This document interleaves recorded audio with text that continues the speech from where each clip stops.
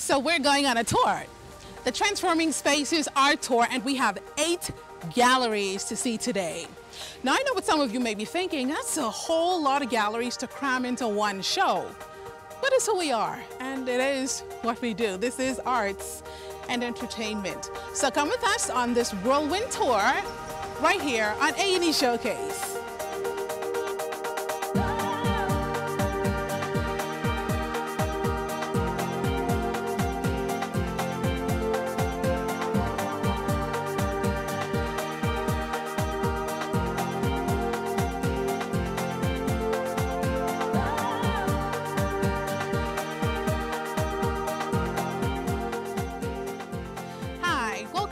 Showcase, I'm Melissa.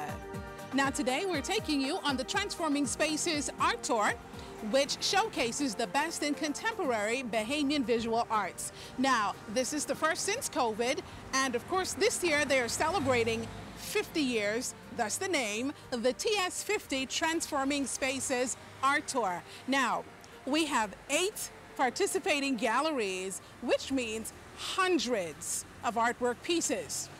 Will we get to see all 8? We'll see. Now I'm standing in front of Dunck Studio Art Gallery, which happens to be the oldest art gallery in the country. So I thought it only fitting to start our tour right here.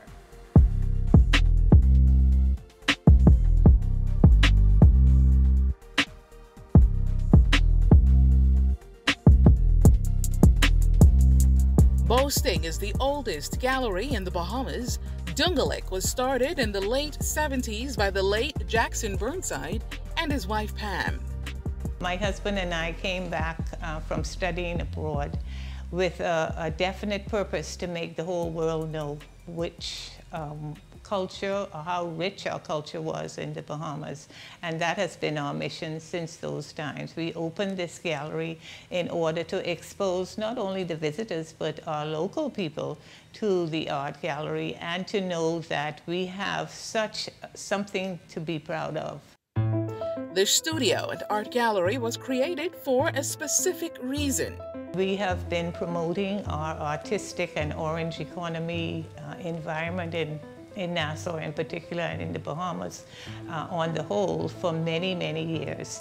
And people have found out about us basically through online, you know, Googling us and finding us online, not realizing that we have such a rich history in the fine arts and the visual arts.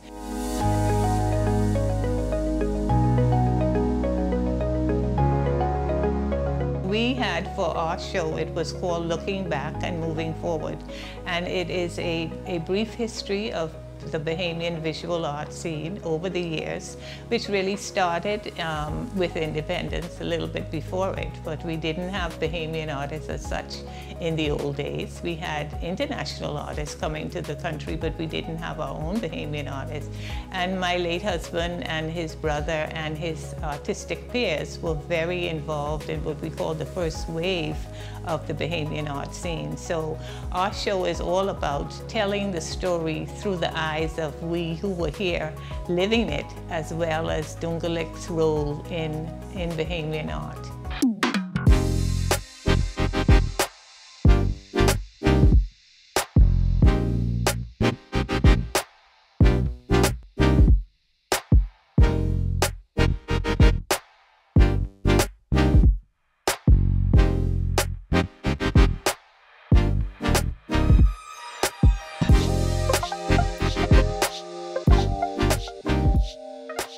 Why we called it Looking Back to Move Forward is you need to know that history because that grounds you in what you are doing as you move forward. So it's very important for the emerging artists to understand whose shoulders they now stand on. When in our day, $1,000 for a painting was just totally outrageous. I remember Brent show when he had 4 pieces for $1,000. People thought Brent had gone crazy because who was going to pay $1,000 for a piece of art? And they sold. And nowadays, $1,000 is a joke. for some of the emerging artists. They think they can come out the gate charging $1,000, you know. And things, like I say, you know, things change. You have to move with the times, but you also need to know your history. And that's what this show is all about, why looking back is so important. And we're only talking 50 years. And just as we are an independent country, just newly independent for 50 years, we need to know that history and what has brought us to where we are today.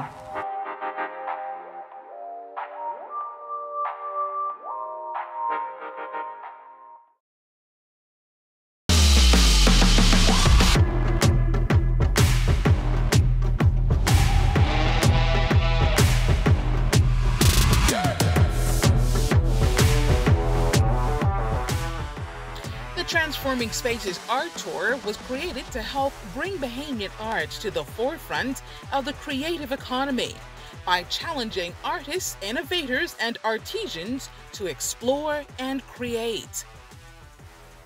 It offers a platform for participating galleries and community spaces to transform for an exciting art-filled weekend.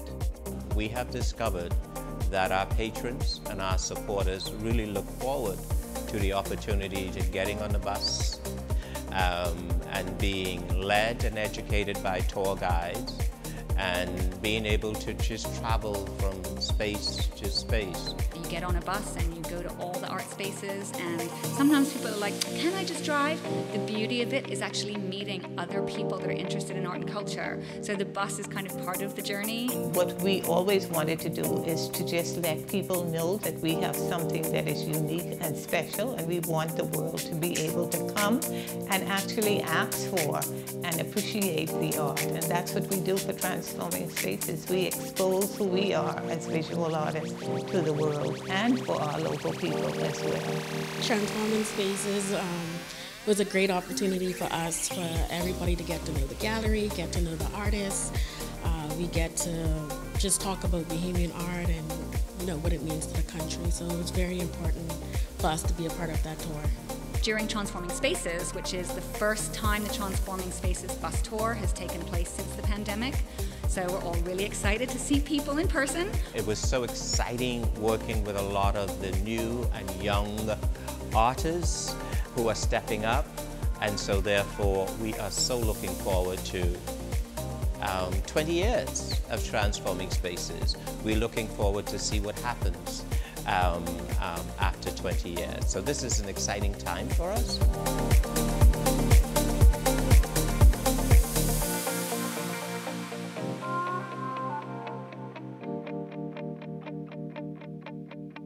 You're not going to do very well in this court if you keep cutting me off.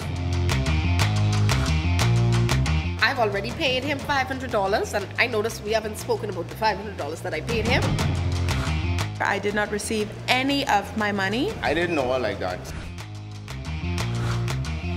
I ask a question and then you answer. But I spent that on my car. Mr. Rowe, that is the order. Son? I joined an ASU that was led by Mr. Wilkinson. At the end of it, I would have received $5,000. However, I did not receive any of my money. You would understand the importance of a wedding day for a bride. Well, I've never been a bride. The decision is legally binding. All right.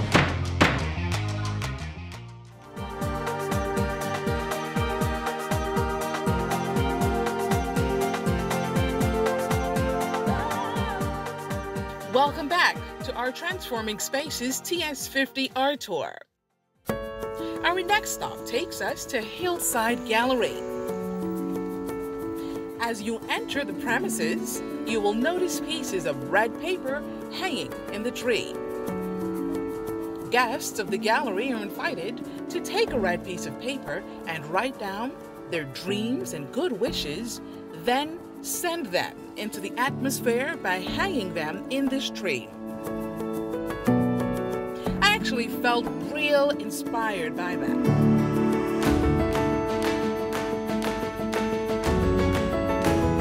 Within the yard space of Hillside, they have sculptures and art-inspired work all around.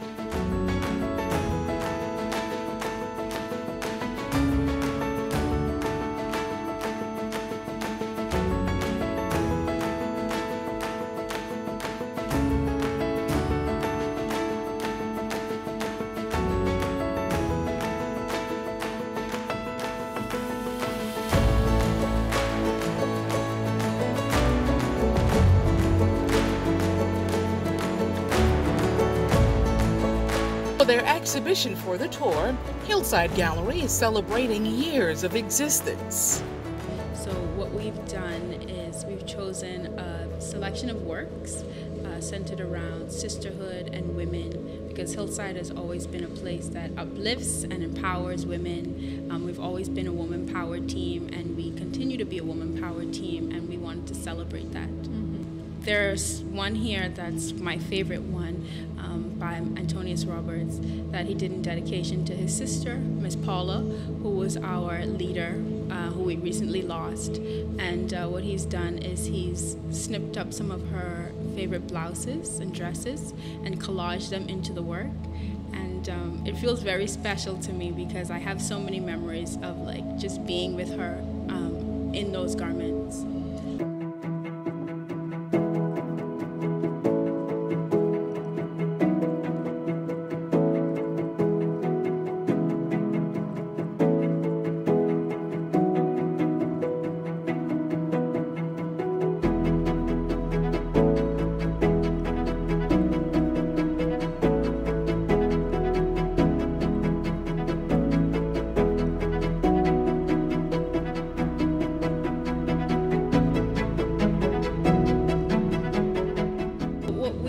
To do here is we looked for representations of ourselves, the new guard, the new class here at Hillside, but also of the women before us who've nurtured and poured into us, representations of joy, of power, of strength, of beauty, of love. And I don't instantly look at the naked female form and think sexual or sexy. It's just beautiful to me. What an amazing 11 years for the Hillside Gallery. Congratulations to them.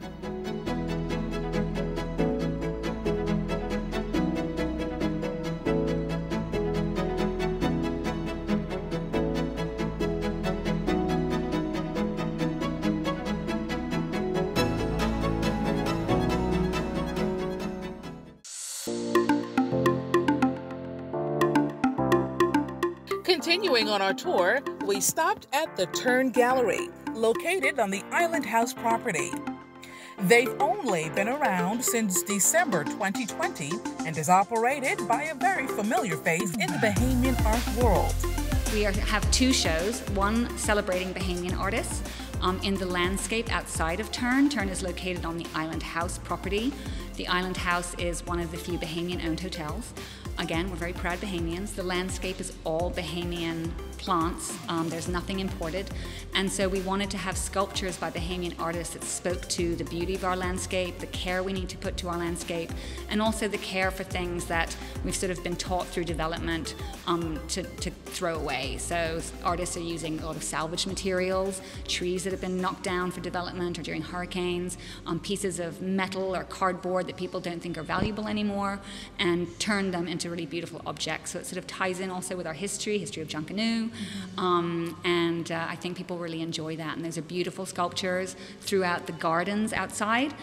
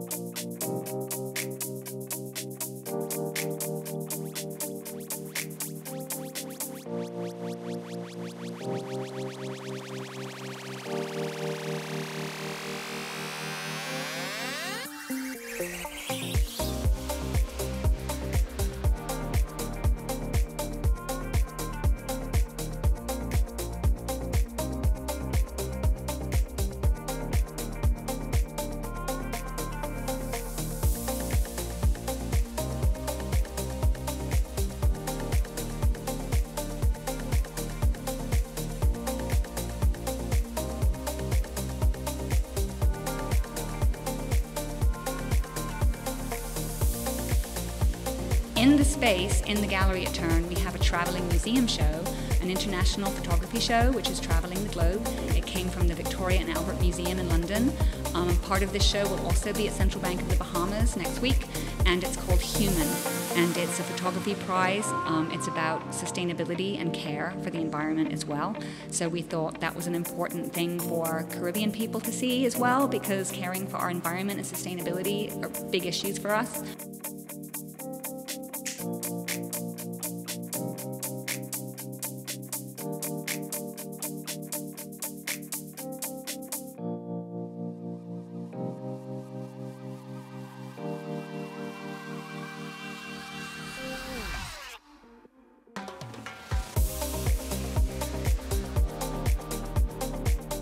So we hope people come and they enjoy both of these beautiful shows we have on during Transforming Spaces.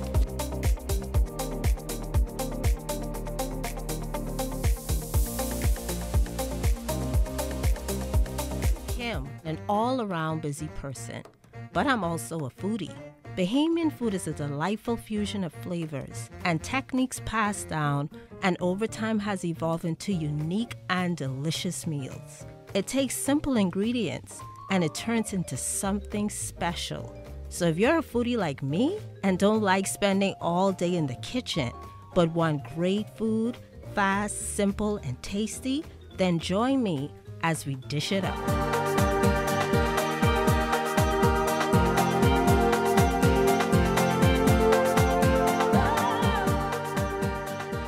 Welcome back to our Transforming Spaces TS50 Art Tour. We visited 3 galleries already, but we have 5 more to go, so let's keep it moving. Our next stop was at the Echo Gallery located in the Baha Mar Resort.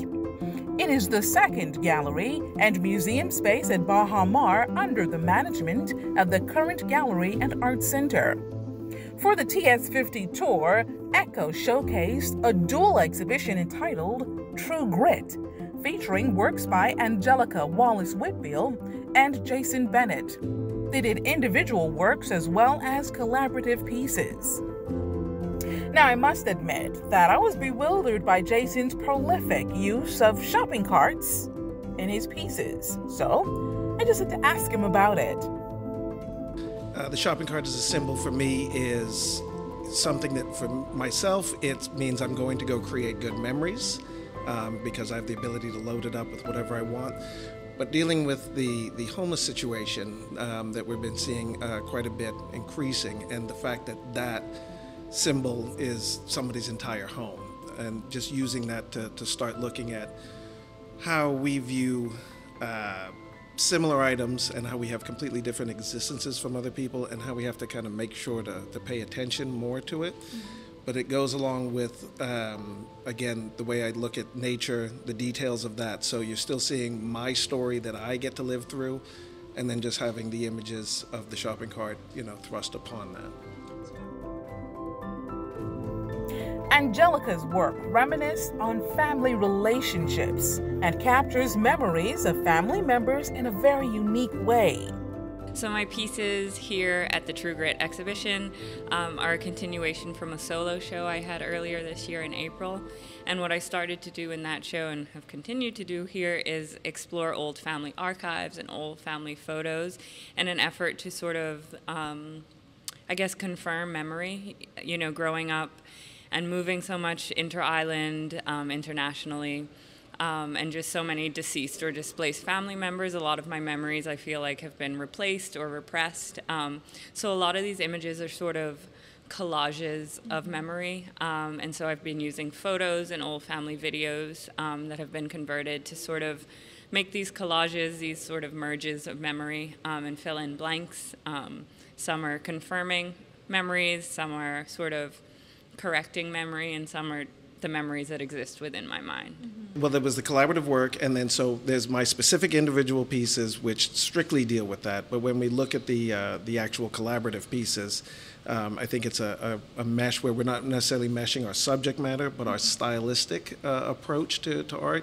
There are similarities, there are differences to it, but I think it was just a really good collaboration with that. So my individual pieces, we've carried some of those same, I have those same images in, but then we transpose them on the works we did together. So this is my cousin and my grandmother, my maternal grandmother, and my cousin, who is a few years older than me.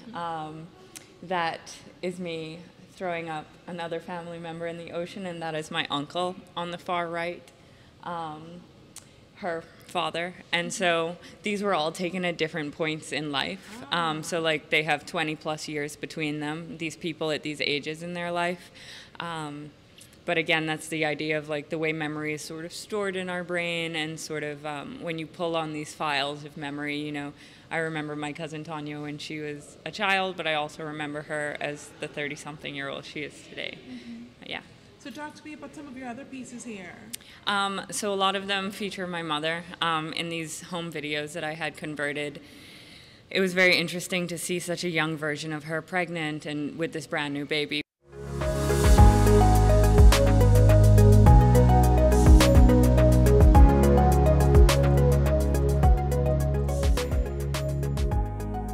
Also appearing at Echo in TS50 in a pop-up style exhibition is Kermit Miller, an artist who boasts of his realistic style paintings.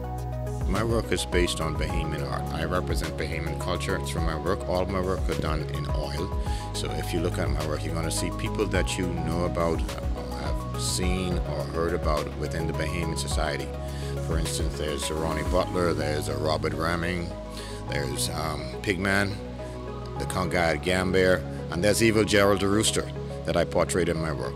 So all of these pieces would be people that you have known or heard about or seen or interacted with in Bahamian society. That is the basis of my work.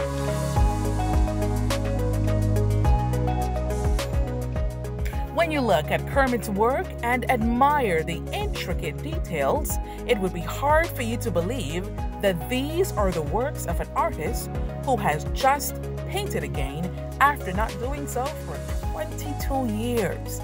And the reason for this 22-year sabbatical was a noble one.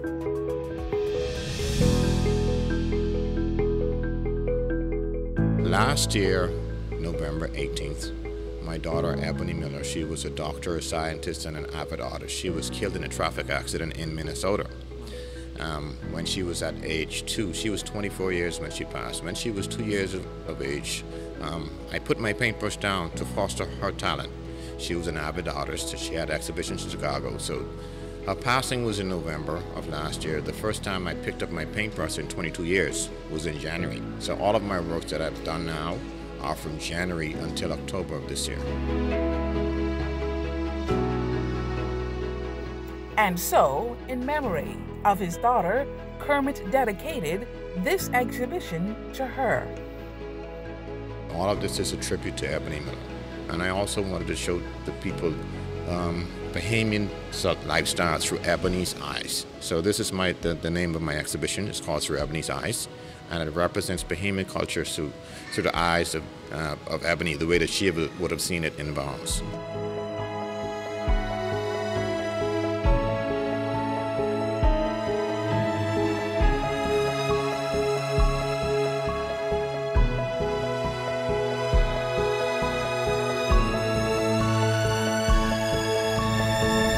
Welcome to Rhythm of Faith.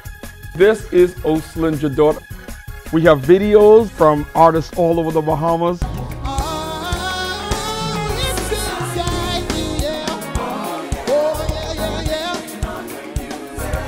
You're so good. You're so good. You're so good. I'm declaring let me hear Videos from some of your favorite international artists. Clap your hands if you really love Jesus.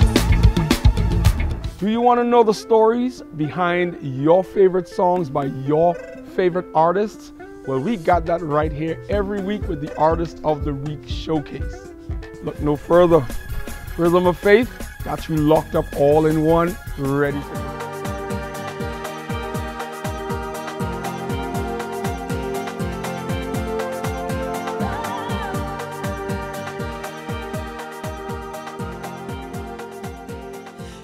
Listen, time really flies, but you know what? We were able to see amazing artwork. We were able to talk to the talented artists that brought us these amazing pieces. And now it's time to go. Now, I know we said we would try and squeeze in all 8 galleries, and we were unable to do that. That's why there's a part 2. So please join us next week for the second half of the TS50 Transforming Spaces Art Tour. But in the meantime, support local Bahamian artists. Come out, go to a local gallery, and buy a piece of art. I'm Melissa Knowles. I'll see you next time on A&E Showcase.